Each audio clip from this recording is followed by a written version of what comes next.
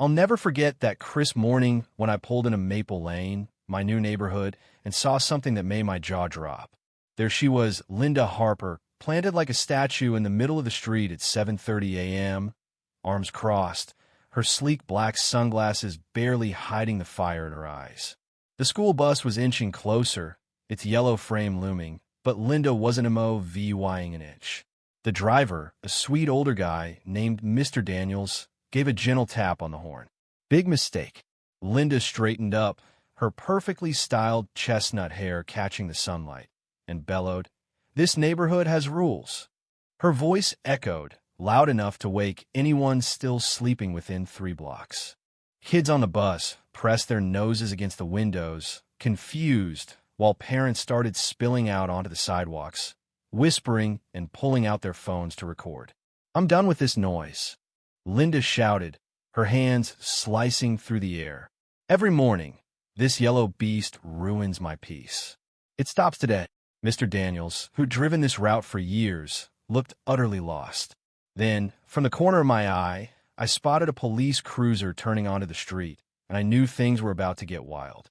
We'd moved to Green VYEW Estates 6 months ago, lured by the pristine lawns and charming homes. What the realtor conveniently left out was that our HOA was ruled by Linda Harper, a woman who treated the neighborhood bylaws like they were carved in stone just for her. I met her the day after we moved in, when she banged on our door at 8 a.m., sharp to lecture us about our trash, can being VY Seibel from the street do la 100 fine. She warned, her smile as cold as ice. Linda lived across from the Wilsons, a lovely family who'd moved in a month ago with their 3 kids. Tom Wilson was a surgeon at the local hospital, and his wife, Emily, ran programs at the community center. Their kids were polite, but their one sin? They needed the school bus, which stopped right at their corner, unfortunately, within earshot of Linda's bedroom window. It started small. Linda called the school district twice in the first week, complaining the bus arrived 3 minutes early. Then came the snarky notes taped to the Wilsons' mailbox about morning chaos and respect for neighbors who work from home. When that didn't work, she dragged us all to emergency HOA meetings, pushing to ban commercial vehicles before 9 a.m. I sat through those, watching neighbors politely shut her down. "You don't get it," Linda snapped at the last meeting, her voice shaking with what seemed like real pain. "I have critical client calls every morning. How can I focus with that bus honking and kids yelling? My rights matter too." None of us saw how far she'd go. The night before the standoff, my security camera caught Linda dragging her spotless trash bins into the street at 2 a.m. By dawn, she'd parked her silver BMW sideways behind them, creating a full-on barricade. When the bus rolled up, there she stood, like a suburban general defending her turf against the invasion of public education. I was walking my dog when it all went down. Mr. Daniels leaned out his window, voice calm but firm. "Ma'am, I've got 23 kids here who need to get to school. Please move your car so we can pass." Linda whipped out her phone, recording him.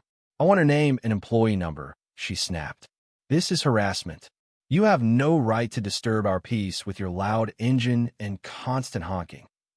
Parents started crowding closer, some filming, others calling the school. I dialed 911, my heart racing. The kids on the bus looked anxious, the younger ones pressing worried faces against the glass. Mr. Daniels radioed for help, staying calmer than I could have. Then Officer Martinez pulled up, stepping out with a professional cool that instantly earned my respect. "Good morning, ma'am," he said. "We've got reports of a road obstruction. Please move your vehicle and bins now so the bus can proceed." Linda spun toward him, her face a mix of shock and outrage, as if his presence was worse than her blocking a school bus. "Officer, I'm filing a complaint against this driver for noise pollution and harassment," she declared. "He deliberately makes noise every morning, and the school district ignores me." Officer Martinez didn't flinch. "Ma'am, you're obstructing traffic, creating a safety hazard, and impeding a school vehicle. Those are serious offenses. Move your car and bins now." Linda's voice hit a new pitch. "Do you know who I am? I'm the HOA president. These streets are private property, and I control who drives here and when." I couldn't stay quiet. "Actually, Linda, I called out, "Our HOA agreement says these roads are public thoroughfares with standard traffic laws." Page 16, Section 4, Paragraph 2. I'd memorized the bylaws out of necessity since moving here. Linda shot me a glare that could have scorched the grass. "Nobody asked you," she hissed. "This isn't your problem." "Is when my kids are on that bus," I shot back, my pulse pounding. A second police cruiser rolled up, and Officer Martinez's tone hardened. "Mrs. Harper, final warning. Move your vehicle, or I'll arrest you for obstruction of justice and creating a public hazard." For a split second, doubt flickered across Linda's face, like she realized she'd crossed a line. But Linda Harper didn't back down. She squared her shoulders, chin up. "I'm being harassed for defending my rights. I won't move until someone fixes this bus problem." Officer Martinez sighed, and I almost felt bad for him. "Mrs. Harper, turn around and place your hands behind your back." The click of handcuffs cut through the stunned silence of our quiet street.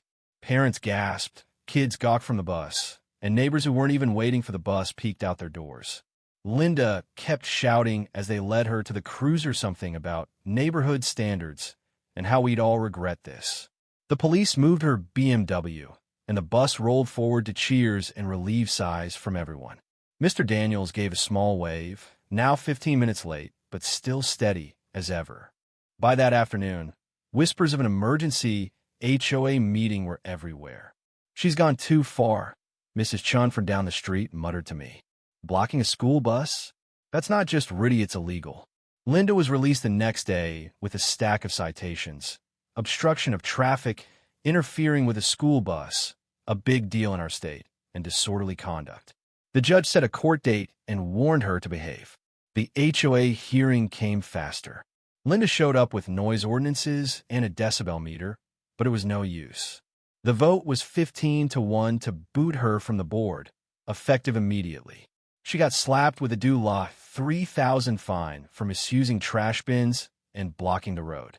But the real kicker? The school district, citing safety and viewability, changed the bus route. The new stop? Right in front of Linda's house.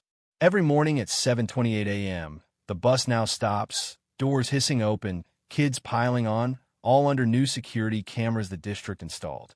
When the transportation director hand-delivered the news, Linda's face was a sight. Her mouth opened, closed, opened again, but for once, Linda Harper had no words. So what do you think? Was Linda just a stressed-out neighbor pushed too far? Or did she deserve every bit of this? Should the school district have worked harder to address her noise complaints? Or was moving the bus stop to her doorstep the perfect justice? And what would you have done if you were on that street that morning? Drop your thoughts below. Hit that like button if this story got your blood pumping, and subscribe for more wild neighborhood tales.